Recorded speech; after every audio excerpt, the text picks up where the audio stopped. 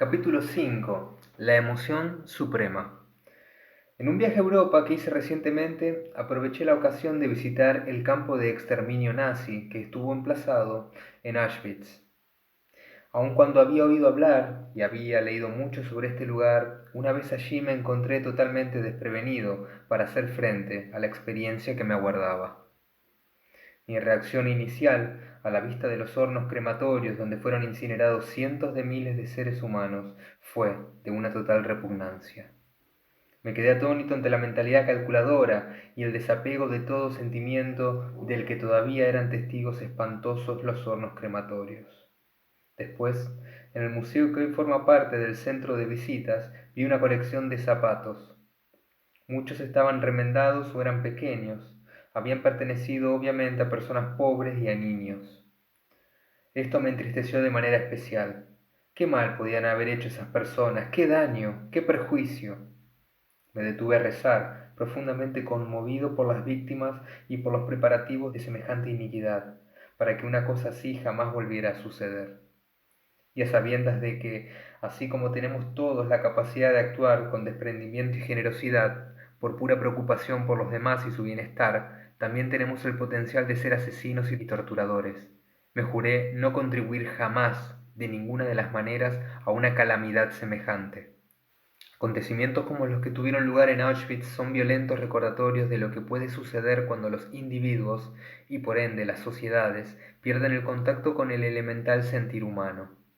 Si bien es necesario contar con una legislación y con las convenciones internacionales oportunas para que obren como salvaguardia de futuros desastres de esta especie, todos hemos comprobado que las atrocidades se siguen produciendo a pesar de estos mecanismos legales. Mucho más eficaz, mucho más importante que tales legislaciones es nuestro respeto por los sentimientos ajenos al más elemental nivel humanitario.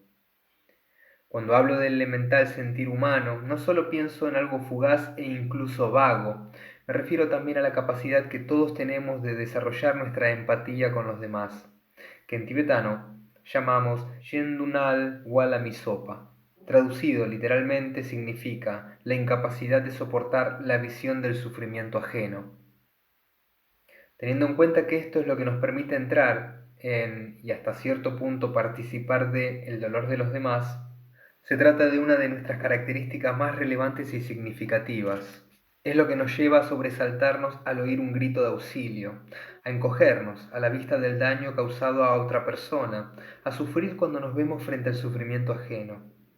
Es lo que nos impulsa a cerrar los ojos incluso cuando queremos no hacer caso de la aflicción que pueda padecer el otro. Imaginemos que vamos caminando por un sendero desierto, con la única excepción de un anciano que avanza por delante de nosotros. De pronto, ese anciano tropieza y cae. ¿Qué hacemos? No tengo la menor duda de que la inmensa mayoría de los lectores se acercará a ver si pueden ser de alguna ayuda.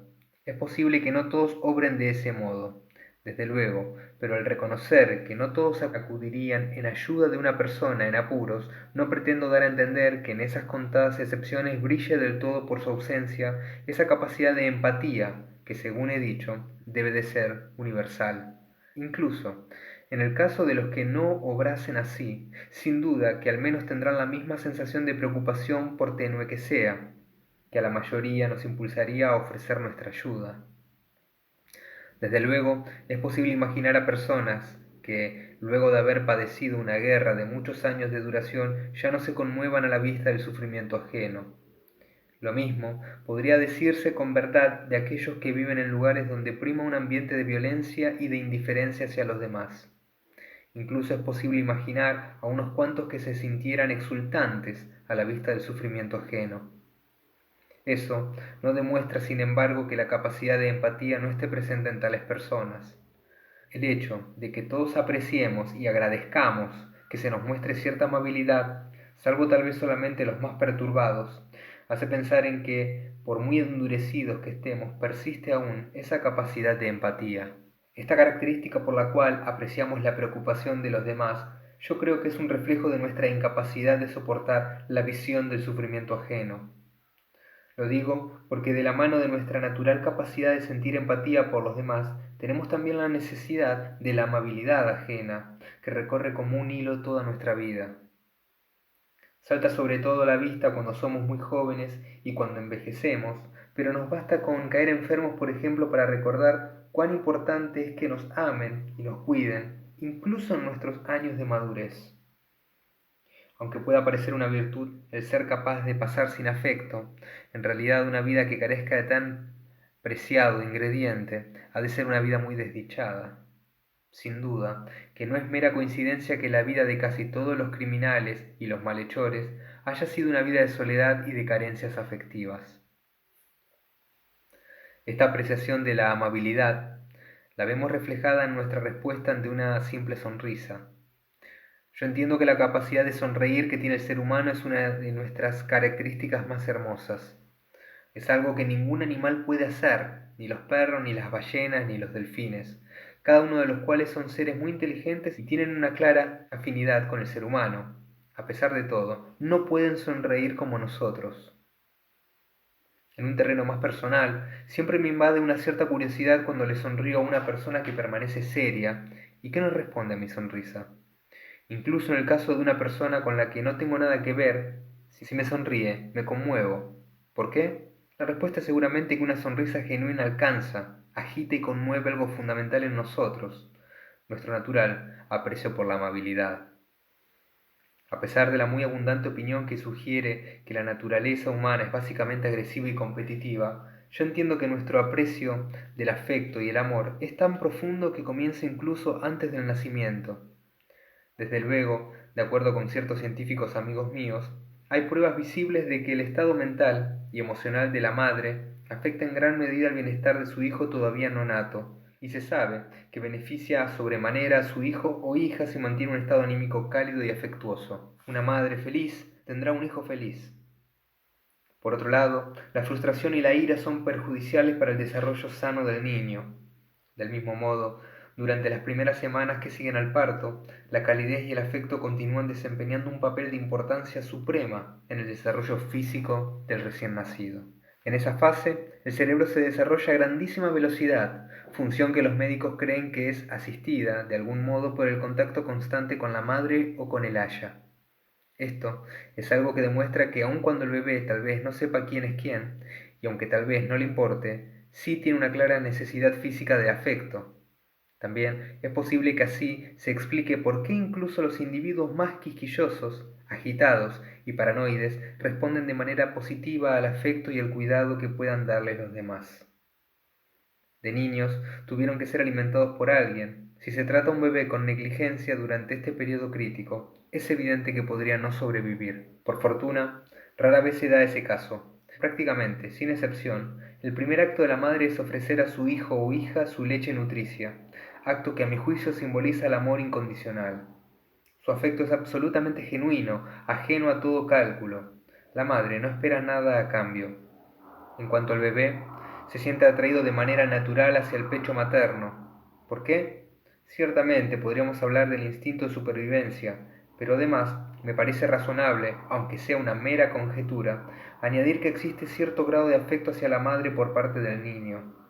Desde luego, si sintiese aversión por ella no succionaría para alimentarse.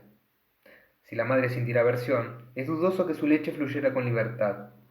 En cambio, lo que vemos ahí plasmado es una relación basada en el amor y en la ternura mutua, que es totalmente espontánea. No es algo que se aprenda de los demás, ninguna religión lo exige, ninguna ley lo impone, en ninguna escuela se enseña. Lo que trato de expresar es que surge con toda naturalidad.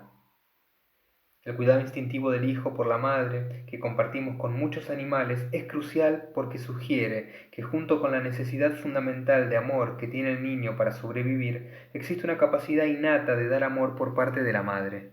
Es tan poderoso que casi podríamos suponer que existe ahí, y funciona, cierto ingrediente biológico. Desde luego, se podría contestar que este amor recíproco es tan solo un mecanismo de supervivencia. En efecto, podría ser así, pero no por eso se puede negar su existencia. Tampoco socava esta impresión mi convicción de que esa necesidad y esa capacidad de amor sugieren que de hecho somos seres amorosos por nuestra propia naturaleza. Caso de que parezca improbable, consideremos nuestra diversa manera de responder ante la amabilidad y la violencia. A casi todos nosotros nos intimida la violencia. A la inversa, cuando se nos dan muestras de amabilidad respondemos con mayor confianza.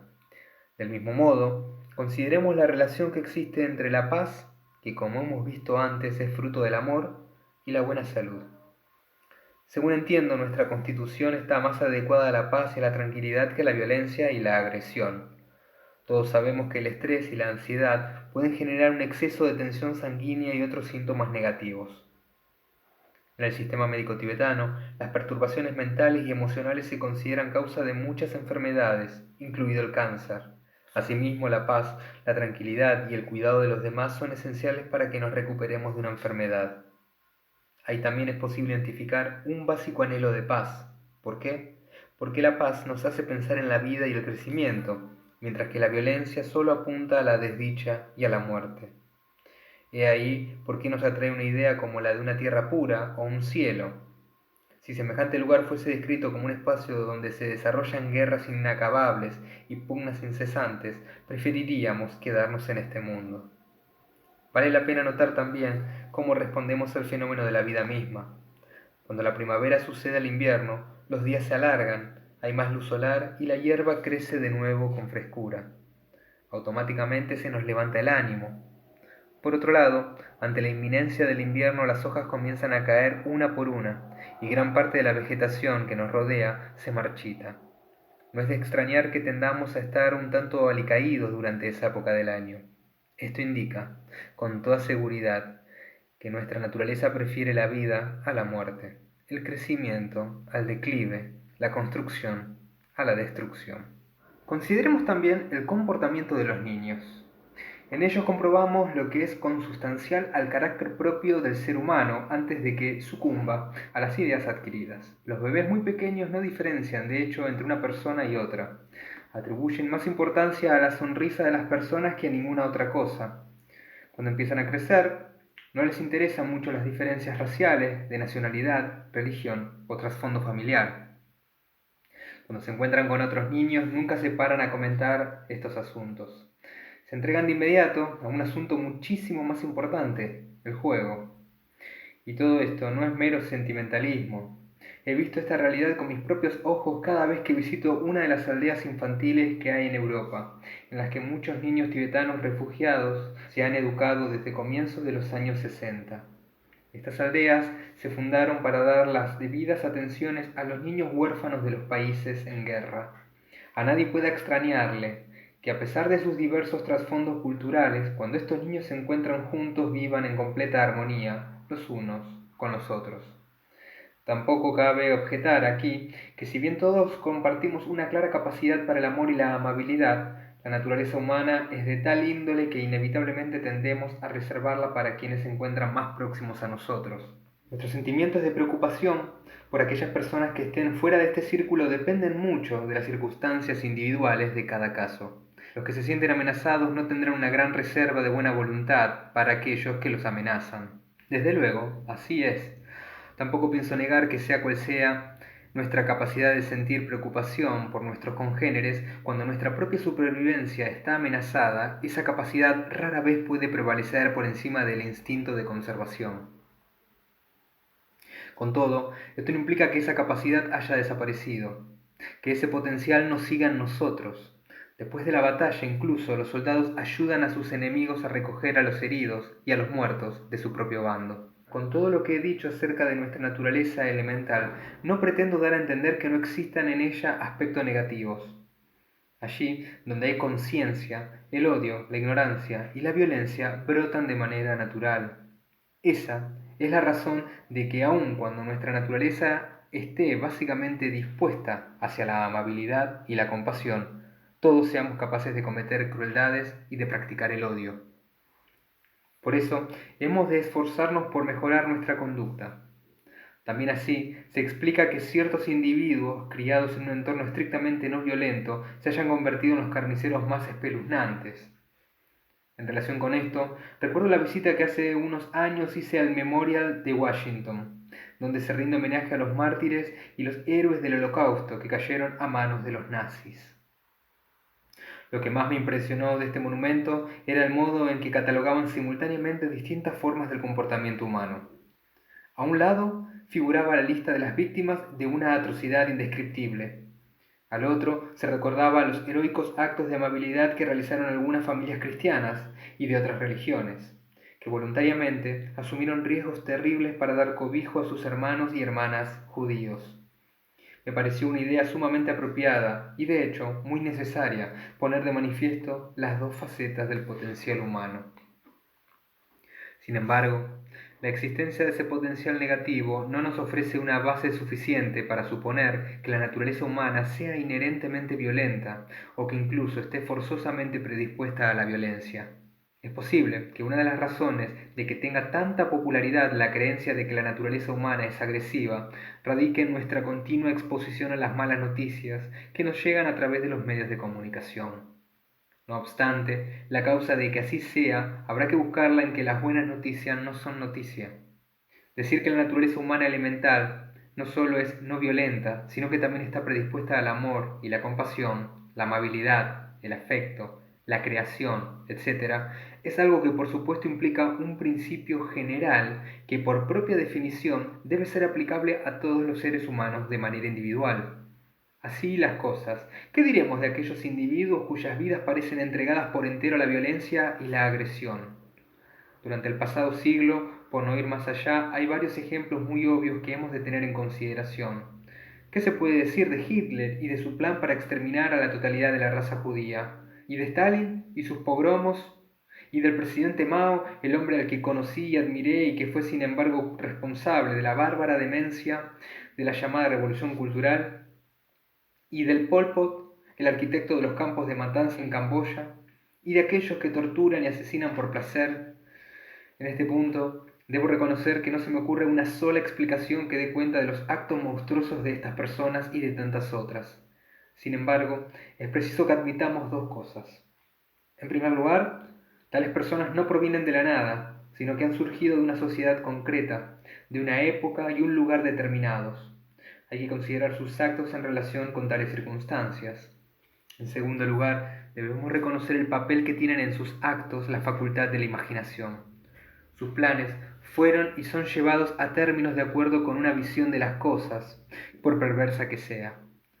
No obstante, la realidad de que nada podrá justificar nunca el sufrimiento que instigaron, sea cual fuere la explicación que pudieran aportar, sea cuales fueren las intenciones positivas a las que tal vez apuntaban, Hitler, Stalin, Mao y el Pol Pot tenían en mente una serie de metas por cuya consecución trabajaron con denuedo. Si examinamos esos actos que son única y exclusivamente humanos, actos que los animales no pueden desarrollar, hallaremos que la facultad de la imaginación desempeña un papel de vital importancia. Esta facultad es sin duda de un valor incalculable.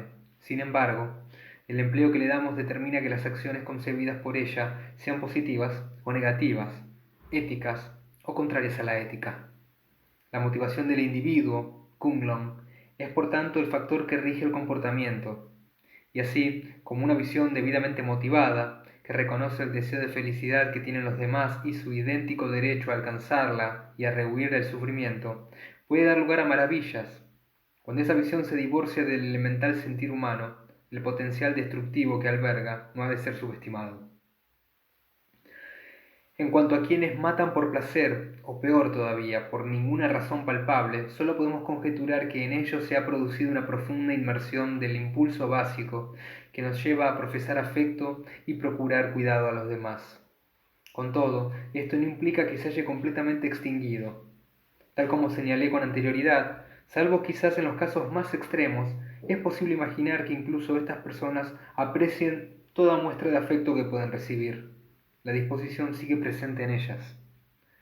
De hecho, el lector no tiene por qué aceptar mi propuesta de que la naturaleza humana esté básicamente predispuesta hacia el amor y la compasión siquiera, para comprender que la capacidad de empatía que subyace a la naturaleza humana es de capital importancia cuando se trata de la ética. Vimos con anterioridad que un acto ético es un acto no perjudicial.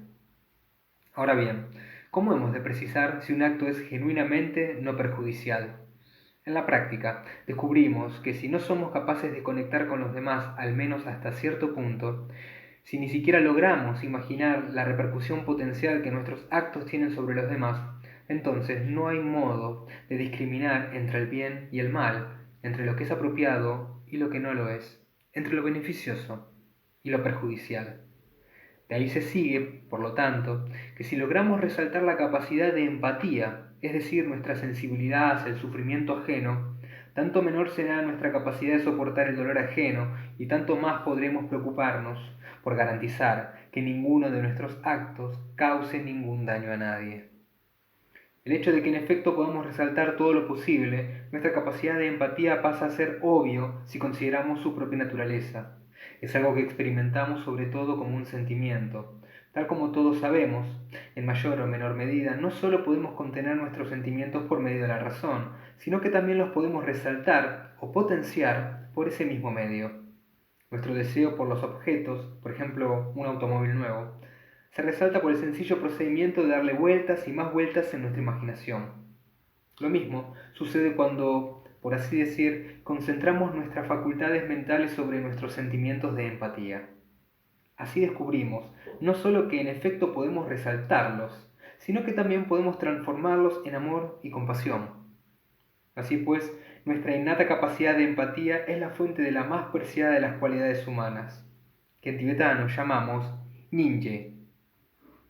Si bien suele traducirse generalmente como compasión, el término ninje tiene una riqueza de significados que resulta difícil de transmitir de manera sucinta, aunque las ideas que designa sean fáciles de entender de modo universal. Connota el amor, el afecto, la amabilidad, la generosidad de espíritu, la cordialidad. También se emplea como término de simpatía y de encarecimiento. Por otro lado, no implica piedad en el sentido en que la puede implicar la palabra compasión. No existe el sentido de condescendencia o de lástima. Por el contrario, en ninje denota un sentimiento de conexión con los demás, reflejo de la empatía que lo origina.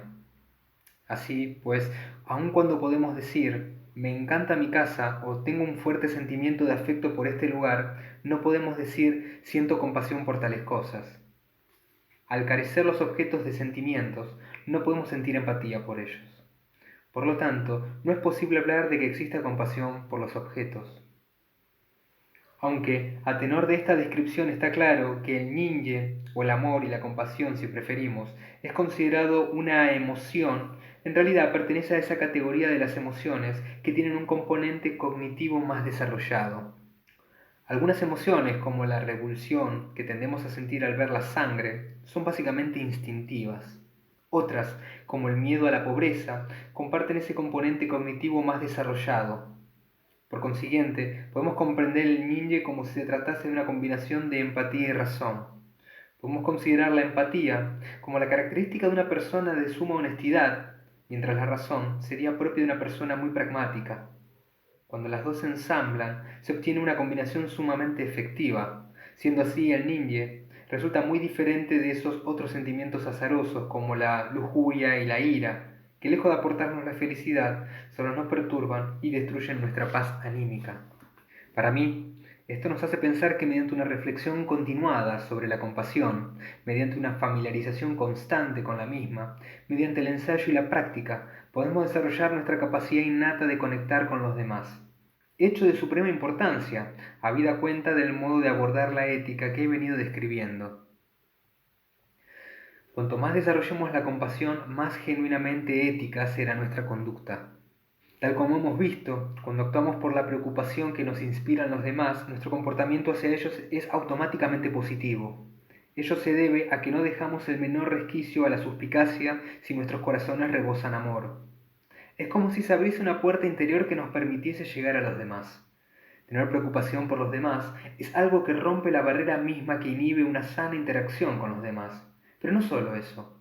Cuando nuestras intenciones para con los demás son buenas, descubrimos que cualquier sentimiento de timidez o de inseguridad que pudiéramos tener se reducen de manera muy considerable. En la medida en que seamos capaces de abrir esa puerta interior, experimentamos una sensación de nuestra habitual preocupación por nosotros mismos. Paradójicamente, descubrimos que esto incrementa nuestra sensación de confianza en nosotros mismos. Por eso, si se me permite aportar un ejemplo extraído de mi propia experiencia, descubro que cada vez que conozco a personas nuevas y tengo esta disposición anímica positiva, no existe ninguna barrera entre nosotros. Poco importa quiénes sean o a qué se dediquen, que sean rubios o morenos o incluso que tengan el pelo teñido de verde. Siento que lisa y llanamente me he encontrado con un ser humano que es mi congénere y que tiene el mismo deseo de ser feliz y de evitar el sufrimiento que tengo yo. Y a la vez descubro que puedo hablar con esas personas como si fuesen viejos amigos de toda la vida, incluso nada más conocernos. Al tener en cuenta que en definitiva somos todos hermanos y hermanas, que no existe ninguna diferencia sustancial entre nosotros, que exactamente igual que yo, los demás tienen el mismo deseo de ser felices y de evitar el sufrimiento, puedo expresar mis sentimientos exactamente igual que ante una persona a la que me une una amistad íntima desde hace años. Y eso no solo es posible por medio de unas cuantas palabras o gestos amables, sino a corazón abierto, sin que importe tampoco la barrera lingüística. También descubrimos, cuando actuamos motivados por nuestra preocupación por los demás, que la paz que esto genera en nuestro propio corazón aporta paz a todas las personas con las que nos relacionamos. Aportamos paz a la familia, paz a nuestros amigos y compañeros de trabajo, a la comunidad, al mundo entero. ¿Por qué razón, si es que existe, no querría desarrollar alguien esta cualidad tan provechosa? ¿Habrá algo más sublime que aquello que aporta paz y felicidad a todos? Por mi parte, la mera capacidad que tenemos como seres humanos de cantar las alabanzas del amor y la compasión es sin duda nuestro don más preciado. A la inversa, ni siquiera el más escéptico de mis lectores podría suponer que la paz puede llegar a resultas de un comportamiento agresivo y desconsiderado. Esto es contrario a la ética. Por supuesto que no. Recuerdo cómo aprendí esta lección en concreto cuando era niño chico en el Tíbet. Uno de mis ayudantes, Khenrab Tenzin, tenía un loro pequeño al que daba de comer nueces. Aunque era un hombre bastante severo, de ojos saltones y aspecto impresionante e incluso amedrentador, bastaba con que oyera sus pasos o su tos para que el loro empezase a dar muestras de excitación. Mientras el ave comía de su mano, Khenrab Tenzin le acariciaba la cabeza, y ese gesto parecía poner al ave en un estado de éxtasis. Yo envidiaba mucho esa relación que tenían los dos, y deseaba que el loro me diera alguna muestra de amistad. Sin embargo, cuando en alguna que otra ocasión intenté darle de comer de mi mano, nunca obtuve esa respuesta favorable, e intenté punzarle con un palo, con la esperanza de provocar una reacción más favorable. No será preciso decir que el resultado fue absolutamente negativo. Lejos de obligarlo a comportarse mejor conmigo, el loro se asustó. La mínima posibilidad que todavía pudiera existir de establecer una amistad quedó completamente destruida. Así aprendí que las amistades no son resultado del abuso, sino de la compasión. Las principales tradiciones religiosas del mundo otorgan al desarrollo de la compasión un papel clave en sus sistemas. Como es a un tiempo fuente y resultado de la paciencia, la tolerancia, el perdón y todas las demás cualidades positivas, se considera que su importancia abarca desde el principio hasta el fin de la práctica espiritual. Pero es que incluso, sin una perspectiva religiosa, el amor y la compasión son claramente de fundamental importancia para todos nosotros. Habida cuenta de nuestra premisa elemental, esto es, que la conducta ética consiste en no perjudicar a los demás, de ello se deriva que necesitamos tener en consideración los sentimientos ajenos. El fundamento de esta práctica es nuestra capacidad de empatía innata. Y a medida que transformamos esta capacidad en amor y en compasión, guardándonos de aquellos factores que obstruyen el desarrollo de la compasión y cultivando los que sean conducentes a ella, nuestra práctica de la ética tiende a mejorar de forma natural. Esto es algo que nos acerca a la felicidad, tanto propia como ajena.